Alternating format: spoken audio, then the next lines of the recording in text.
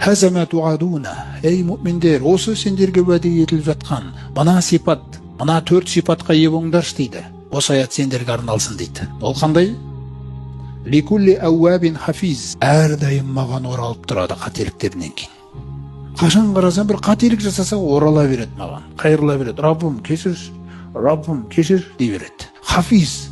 Қай парыздарды айтсам, қай тиымдарды айтсам сақ тұрады сол нәрседе. Сақ тұрады.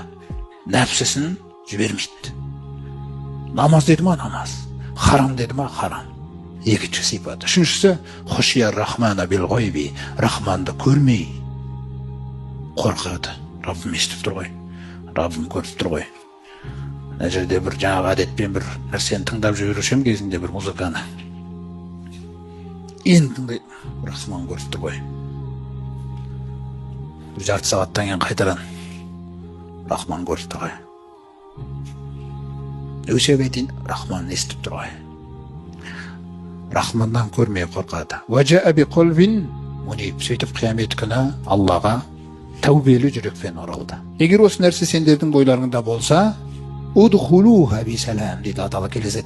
Кіре ғой Алланың сәлеммен осы жәннатқа. Залика яумул хулут. Ол саған берілген мәңгілікке бастайтын күн. Мәңгілікке бастайтын күн. Лаху ма яшауна фиха. Оларға бұл жәннатта қалаған нәрселері болады. Валадайна мазид. Сондай-ақ біздің қасымызда артығы және бар. Оған жақында таныстырылатын.